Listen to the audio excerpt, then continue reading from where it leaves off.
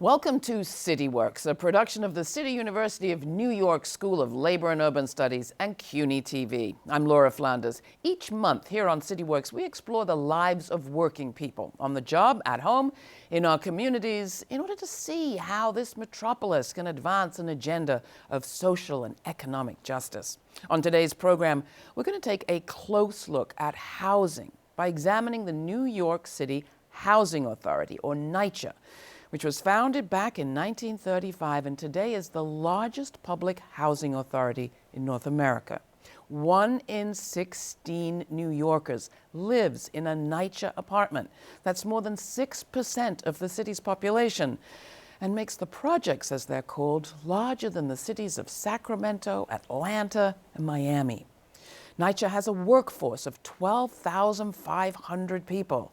As of April 2022, though, more than 250,000 families were on the waiting list for a home, an indication of the magnitude of the need for affordable housing here. With an estimated $40 billion in repairs and upgrades required right now, and Congress dropping the ball on help in funding this critical public project, some New York officials are pursuing a, quote, public housing preservation trust. But tenant organizers and their supporters see the trust as a foot in the door for privatization, with rent hikes and evictions to follow, undermining the fundamental purpose of public housing. With me today are two guests. A longtime tenant advocate, Jasmin Sanchez, was born and raised in the NYCHA Baruch Housing Project. The list of her work is extensive and includes membership as well as being the mobilization coordinator for Movimiento Victoria Ciudadano. And she was one among NYCHA residents who launched LES Mutual Aid, Lower East Side, which served 5,000 families in Lower Manhattan at the height of the pandemic. We're also welcoming CUNY SLU professor James Rodriguez, a native New Yorker born and raised in public housing too. Professor Rodriguez is the co-author of Social Capital, Gentrification, and Inequality, which is a chapter in Racial Inequality in New York since 1965. Alongside his teaching and academic research, he has worked as a public housing and land use organizer on the Lower East Side and is active in tenant organizing movements across New York City. I want to welcome both of you, Jasmin and James, to the show. Welcome to CityWorks. Glad to have you. Thank you. Because our media, the rest of it, so often presents such a miserable picture of public housing, I'd like you two to start with the other side. What's the unheard, the unreported, perhaps the less well understood side of the story? What's been your experience of growing up and living in public housing? So living in public housing while I would say the 70s, 80s, and maybe early 90s was phenomenal. I remember stomping on the ground, getting worms, you see the light bugs. There were no repairs needed in the household because if there were a repair, you go down to the management office, it would get fixed immediately. There were more staff members that were available, hence why there were no need for dire repairs. But it was a safe haven for families. You know, a lot of families migrated from Puerto Rico. A lot of families, were African-American families that moved into the communities, such as, the Lower East Side or the Williamsburg area, the South Bronx. And this was truly a stock of affordable housing. And I want to actually take that back, low income housing, right? Because we do know that this is the truly only stock of low income housing in New York City. You mentioned that there's a wait list, right, to get on, and that is also because of the rapid gentrification that's happening in New York City. Folks are not moving out of public housing. They cannot afford to go anywhere else, which is why there is a need to preserve Section 9, which is the federal, notation of it, because we need to have that and we need more of it, right? James, to you, I mean, I think if I'm right, you have a dissertation in gentrification and policing or something like that. And public housing, yeah. Talk a bit about your experience and what you think most people outside of people with the direct experience may have wrong about public housing and NYCHA projects in New York. Yeah, thanks, Laura. I echo so much of what I heard from Jasmin. Being born and raised in public housing and then going on to do academic research on public housing was really quite jarring because my experiences, and I think the experiences of my friends and family that grew up in the community and other public housing communities are really quite different from the overarching narratives, both in the media and in academia, that really portray a narrative of failure and dysfunction around public housing. And I think that's true in New York, but also of what folks think of as the projects in the country as a whole. And so I think that what gets lost in that narrative is that these are homes and these are communities and these are places that people are building really full lives with their families and with their friends. And I think that a top-down narrative around dysfunction, be it repairs or maintenance, but also related narratives around crime and abuse, have also really been deeply racialized over time. And so in my work and my experience, I think it's no coincidence that in some ways thinking of public housing or the projects has become almost like a vector to speak about low-income Black and brown folks in ways that are really quite still detrimental and really stigmatized of much older types of racialized stereotypes. Yeah, I mean, as no well. one gets stigmatized more than low-income women of color. And that 100%. tends to be the picture that we have of the problem in public housing and the people who are trying to deal with it. Talk, if you would, James, about what happened. I mean, we just heard from Jasmin. In one era, things were pretty great and fine and not allowed to sort of decline. And then something shifted. What? Was it just overcrowding, underfunding? What, James? And this is the piece that I think most folks, regardless of where you stand on public housing politically, generally agree is that we've seen decades of disinvestment from every level of government, from the federal to the state to local levels, that over time have really just eroded the public housing authority in New York City, but also nationwide, right? And so communities that for many years held strong over time began to deteriorate. And with more time, those kind of setbacks in the infrastructure have grown and grown to the $40 billion capital needs that you addressed that really sums up what NYCHA needs to bring its buildings up to good repair. And so it's really been that really consistent and chronic disinvestment for decades. So that takes us to this question of who is in charge. I mean, you mentioned Section 9, there's Section 8. I mean, there's federal legislation involved here and federal oversight. And part of what's being discussed now is shifting some of the apartments into some sort of situation that wouldn't be federal any longer. Can you just take us through the basics of this, James? And I'd love you to come in on it too, Jasmin. What do we need to understand? Right now, this is a federal commitment, right?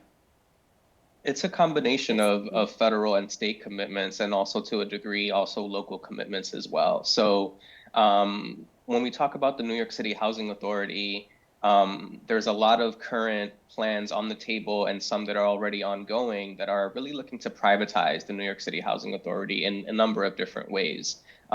These plans, though, they really go back actually almost 2 decades. And they really center on a combination of either opening up public housing lands and grounds to redevelopment from private developers, and also hinge on, as you mentioned, Laura, really changing the institutional structure of public housing by transferring Section 9 public housing, which is the conventional, traditional model that still exists for most of New York City, into the Section 8 model of housing, which is primarily a voucher-based program. And one of the real differences between Section 9 and Section 8 is that Section 8 primarily is a subsidy for landlords and developers. And so that rental assistance goes to landlords and developers to meet that housing need rather than a public-based program that is operated by the state. And how is it different for the resident? What's their experience? And what is this a section of? Does either of us know? The HUD Housing Act, yeah, Right. it We'll get can clear. get convoluted, yeah. Thank you. So how would it be different for the renter? Yeah, I also for wanted herself? to add to what James had said really quickly is that we've already experienced what that could look like, right, under RAD, right, where we saw in Ocean Bay houses that once it converted into RAD, Which was? the rental assistance demonstration, right? That's what it is. You got it. But we say real advanced displacement, right? Because we saw that the eviction rates at this one specific public housing development doubled. In regards to any other public housing that was there, right? So it's not a model that works because we see that there are increases in evictions. You're not protected by the same laws as Section 9, as the federal policies. Because you're getting rental assistance in the form of a voucher. Yes. That's the difference, right? Yeah, the Section 8 voucher, correct. With respect to the situation that New York is in right now, it's coming out of COVID, how would you describe it, Jasmin? Because it's no question, I don't think you'd contest that it's a crisis.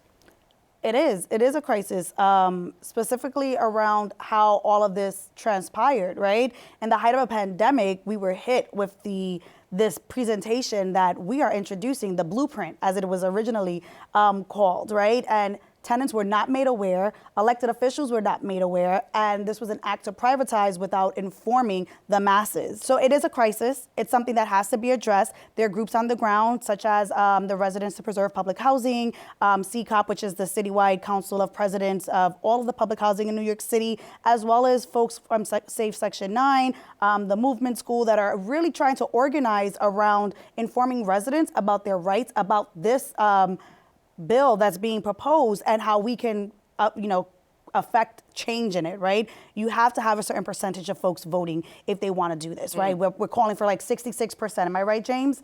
That is supermajority. Yeah, the majority of it, right? You can't just come in here and say, I met with 10 people and they voted in favor of this, right? All right, so let's roll back just a second. Yeah.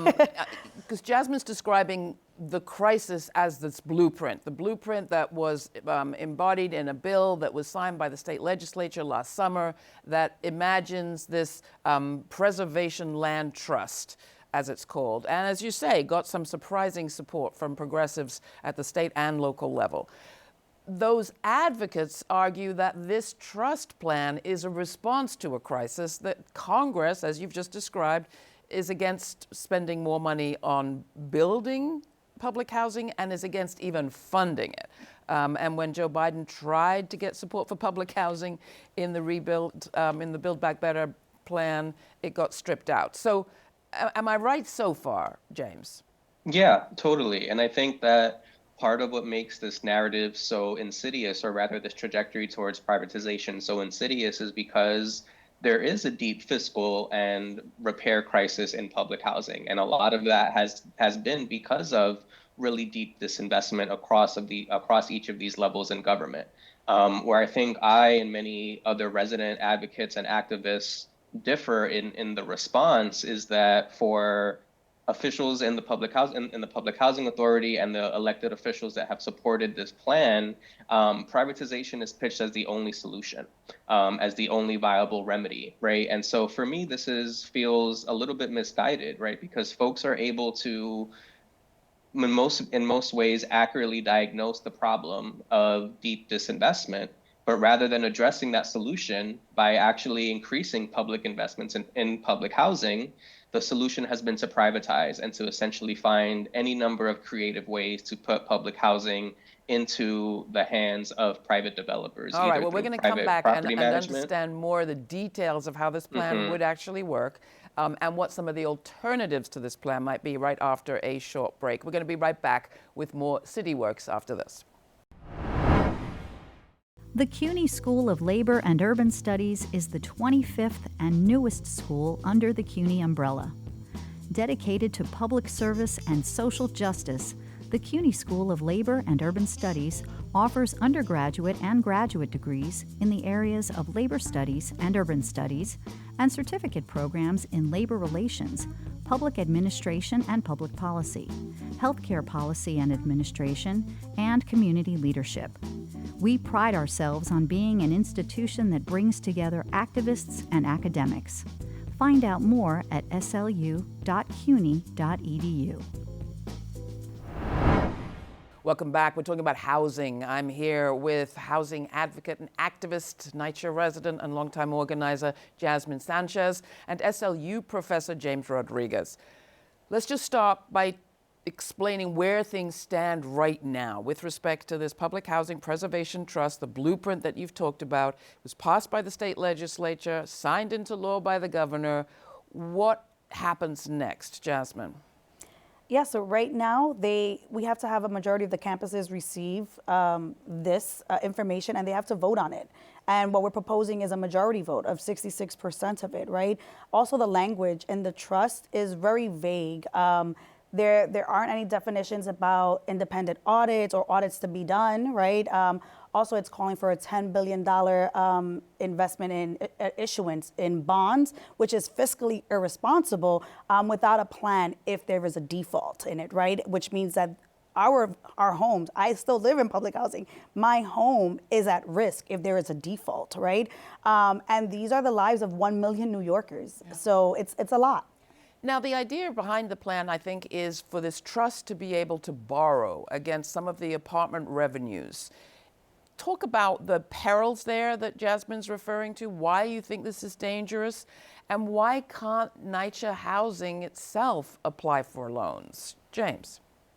Yeah, I think those are really great questions. I think that there are some bureaucratic rules from NYCHA's status as an agency under HUD that essentially limits the amount that it can borrow. And so for the folks that are behind the Preservation Trust, the idea is to create a new entity, the trust itself, that would then have apartments and property from NYCHA transferred to it. Under this new entity, it would be allowed to shift the existing housing from Section 9 into Section 8 and receive Section 8 housing vouchers. And then this new entity would be able to borrow against the housing voucher income stream that would, in theory, allow for the repairs to be made. And how are those vouchers calculated? Through HUD, right? So they're part of HUD Section 8 housing vouchers, which has been a more lucrative revenue stream than Section 9 housing, in part because Section 9 housing has been disinvested so thoroughly over the decades. Section 8 as a housing-based subsidy that landlords and developers are able to partake has gotten more bipartisan political support over the years. So the idea is that this revenue stream will allow the new entity, the trust, to borrow and issue bonds against that revenue. And so some of the deep pitfalls that residents and activists have identified are a number of issues that are in the legislation proper, which is one, there's no, as Jasmin alluded to, there's no backstop from the city or the state in the event of default. And the legislation is actually quite clear that any revenue that the trust is able to generate, its creditors are its first priority. So even though repairs and maintenance are seen as the justification, there really will be no repairs or maintenance until the creditors are made whole. So there's been a lot made in the decline in rental collections since the pandemic for public housing residents, which, as Laura mentioned, has dropped to around 65%, which usually hovers around close to 90% pre-pandemic. And so there are a few reasons for that, and a lot of them go back to really state policy, right? So the federal ERAP and the state ERAP, Emergency Rental Assistance Program, was not available to public housing residents. They were put at the very end of the queue. And so those funds for rental assistance that many renters were able to access during the pandemic, none of that money was actually dispersed to public housing residents. And people didn't understand well that they were not going to be entitled to that because the coverage made it sound like there was assistance.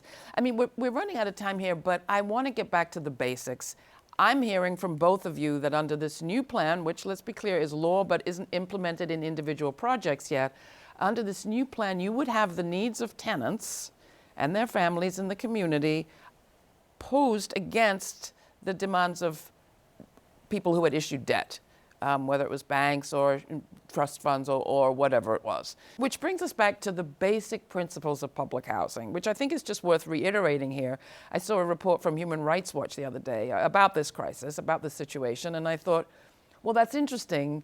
The Human Rights Watch, which you think of as dealing with torture and abuse in other countries, is dealing with housing in New York City and globally. I mean, they were talking about the Americas broadly. This is a continental-wide phenomenon.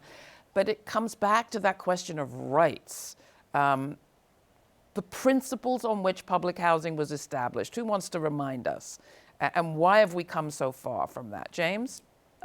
Yeah, I think it's a great way to pose this question. And as you opened our talk with this afternoon, public housing is nearly a century old, and it begins in New York City. And the push and the organizing to create a public housing program in this country really stemmed from the really deep failures of the private rental housing market to create even the most basic of standard living accommodations for low income and working class folks. And so this current iteration to push and to privatize really is ahistorical in this way, and it loses the real deep need that the state on across each of its levels has to provide housing outside of a commodified privatized rental market, which is the trend that's now being dragged on the New York City Housing Authority.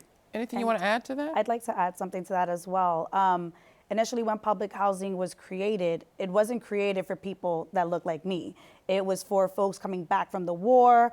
The services that they were offered, such as business creation and development, resources and support, this uphill of getting out of these communities to move into the suburbs was something that was like promised through all of this. All of these rights that they had, like the folks that returned from the wars had, was not given to people that look like me. Because once we started moving in there, black, brown, folks that were like truly low income people, everyone left us there, and the developments became a disarray, basically, right? The investment had stopped coming in. And that is something that's truly, so Human Rights Watch is actually correct. It is a humanitarian crisis what's happening in public housing right now. The way that the tenants are living right now is horrific. It's just horrific. And let's remember, I mean, the right to housing is in the International Declaration Correct. of Human Rights. Yep. But this sounds so familiar. The New Deal had great aspects Correct. for white men mostly and their families. Yep. But ever since, it's been fighting to secure those rights for others. Yeah. What happens now? And do you have a message for the surprise progressives who ended up supporting this proposal at the state level? I'm thinking of Julia Salazar, the DSA state senator, and Richie Torres from the Bronx, the representative. Yeah, I mean, the message is that we're not going to take this lying down. Like you say that you're progressive, then you need to side with what the people that are going to be affected by this. You got to side with them, right? One thing that's really important to note is that there is a bill at the federal level, the Green New Deal for Public Housing Act. I always boast about that because it actually took public housing residents' opinions and views into consideration when drafting that. This trust does not do that, right? So if you want support from people that are on the ground, that are living this every single day, then you should have incorporated us to begin with, which they failed to do, which is why there's so much backlash, right? And it's rightfully so, because you're not going to compromise my housing, my stability. My family was redlined, so we've been through this, right? You're not gonna do that because you're thinking that this is the best way. If you don't have a solution, you just don't privatize something, right? And James, it's not just that the stability of the tenants, also the workforce. We talked about how many people are employed in NYCHA projects. A large proportion of them union workers. This is CityWorks, a union supporting show. What happens to them in this, and have their voices been heard in this debate, for or against? Where do they stand? Yeah, my understanding from NYCHA workers that I've organized and built with is that they too have been sort of sidelined in these larger trends towards privatization. And so you mentioned at the top of the show that there's around 12,000 folks in the NYCHA workforce, but you go back around 2 decades and that number was actually over 16,000. And so around a quarter of that workforce has also really felt the brunt of the disinvestment, which then has led to the repair and the maintenance issues that have become the crux of imposing a privatization plan that for some folks is seen as the only remedy. So I do think that what also is at stake is not only the residents and public housing, but a huge section of the public workforce also stands to lose really so much of its standing through these proposals. Do you have an alternative plan in 30 seconds, James? Yeah, fund public housing. We have the money. We Right. put tax subsidy in a number of different places, be it through private development, be it through development for football stadiums in upstate New York. Even on the local level, the budget for the New York Police Department is each year about a quarter of the overall need for the New York City Housing Authority on its own. So between the city, the state, and the federal level, the money exists. And so what we need is a shift in the political will and a true investment in truly affordable and public housing. Anything you'd add, Jasmine? The Green New Deal for public housing has as its core the messages from the tenants. Is there anything that you want to raise that's in that plan that we need to know about? Yeah, so everything that we've spoken about, one, there's an independent national advisory from public housing that makes the determination on who receives these contracts. There's a push to invest a minimum of $182 billion. We have money for wars, we have money for policing, we have money for all of these, riot gears, right? We should invest in this. And also, it's the priority of the tenants. It's their voices. It's employing public housing residents as its core of public housing nationally, and also making sure that these jobs are union jobs. So it's going to uplift the green workforce. All right, thank you both so much. That's it for our show today. Thank you to our guests, Jasmin Sanchez and James Rodriguez. If you have questions or comments, write to us at cityworks@slu.cuny.edu. For CityWorks, I'm Laura Flanders. Thanks for watching.